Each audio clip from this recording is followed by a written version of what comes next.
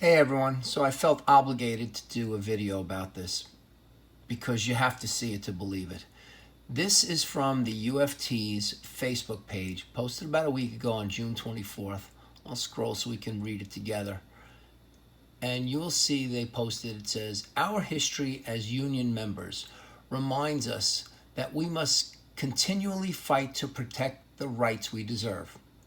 Okay, fair enough. "We are outraged at the U.S. Supreme Court's decision to overturn Roe versus Wade." Are you kidding me? That's what the UFT is outraged about? First of all, why is the UFT even commenting at all about Roe versus Wade? That is not a union issue by any stretch of the imagination. Roe versus Wade has absolutely nothing to do with the UFT.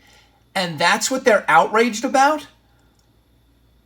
They should have been outraged on August 23rd of 2021 when Mayor de Blasio mandated that all UFT members must get vaccinated to keep their jobs. That's what they should have been outraged about.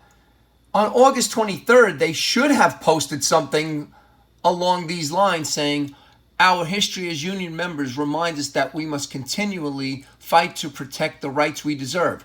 We are outraged that Mayor de Blasio has mandated that our members get vaccinated in order to keep their jobs."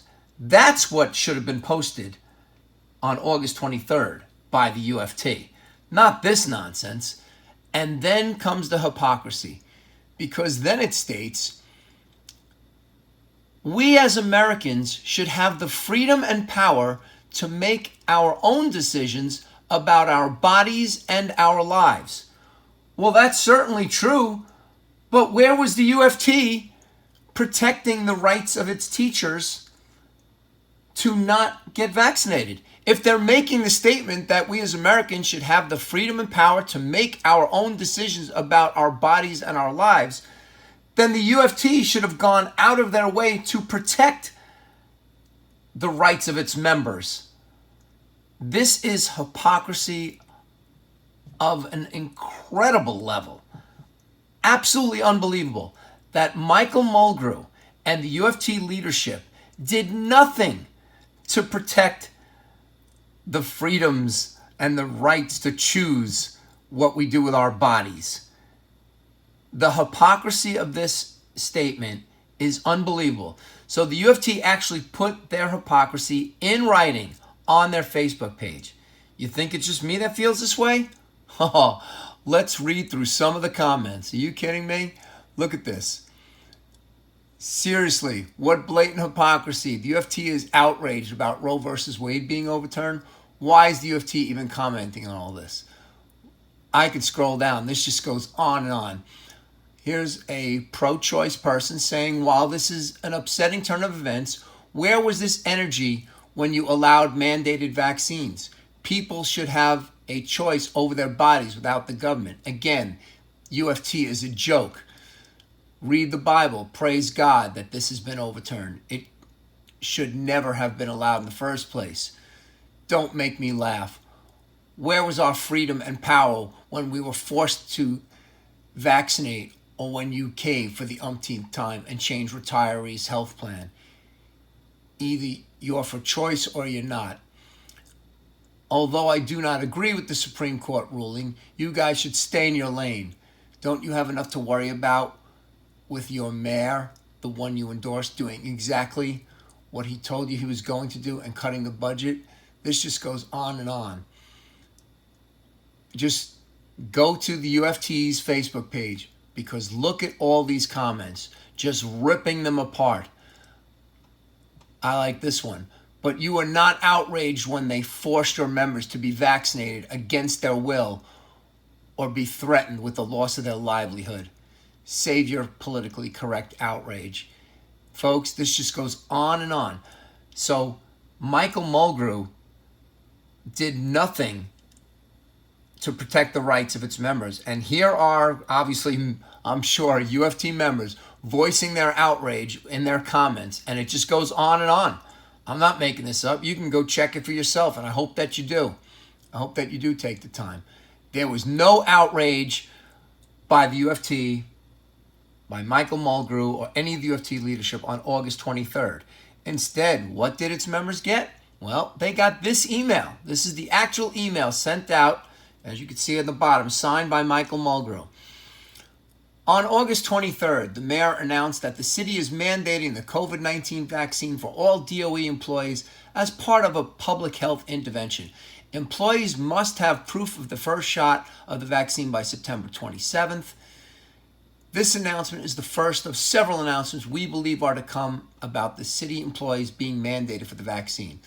With the Delta variant continuing to spread and Pfizer just announcing full FDA approval of its vaccine, the city believes that those eligible for the vaccine must do their part to help keep our children safe.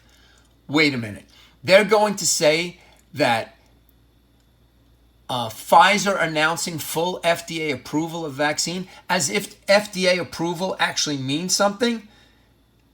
Does anyone remember what the FDA approved 7 years ago? Read that headline. This was from 2015. FDA approves OxyContin for children. The FDA approved OxyContin for children. How did that work out? So you think it actually means something that the FDA allegedly approved the Pfizer vaccine, and that was a reason for everyone to have to run out and get vaccinated? So how many people did this affect? Let's go back to that email. According to Michael Mulgrew, he said, we estimate that close to 80% of our membership is already vaccinated. So we know that as a union, we have already done our part to help the city beat this virus and protect our schools. Oh, really? Well, I don't buy that 80% or close to 80%, but even let's just say it's true. Well, how many members of the UFT are there? Let's go to an interview he did on October 4th, the day that UFT members were put on leave without pay if they weren't vaccinated. Where do things stand right now as far as the number of teachers that will be showing up to work?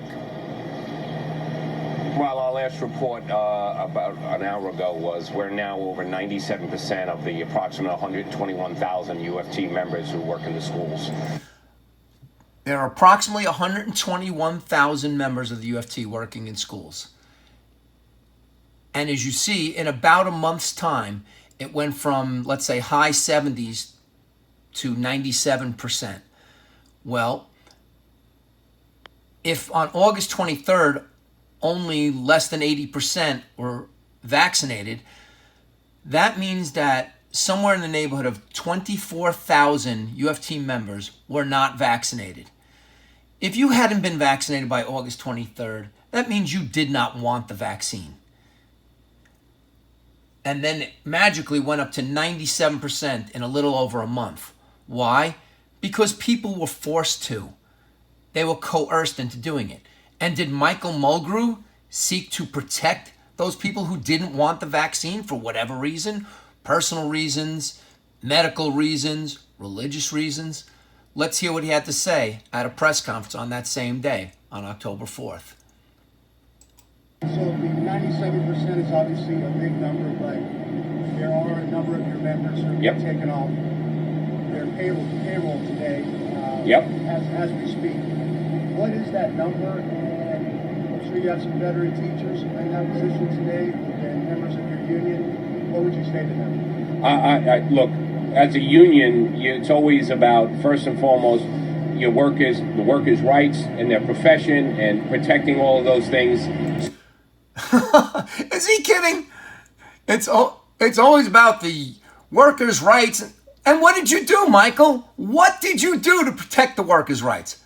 Nothing. And here's why. So I'm happy about 97%, but I wish it was 100%. And there it is. He just said it. He's happy it's 97%, but he wishes it was 100%. Michael Mulgrew, president of the UFT, injecting his personal opinion about the vaccine. He wishes it was 100%. He wishes that all its members get vaccinated and just shut up about it. That would make his life a lot easier instead of having to actually do his job, which should have been protecting the rights of its UFT members. Are you kidding me, Mr. Mulgrew? What a disgrace. But why should we surprise? Want a little history on Mr. Mulgrew? Let's check this out. This is from 10 years ago. This article was actually in the Daily Mail. It went to as far as the UK, all right? And you could see in the Village Voice, what does that say?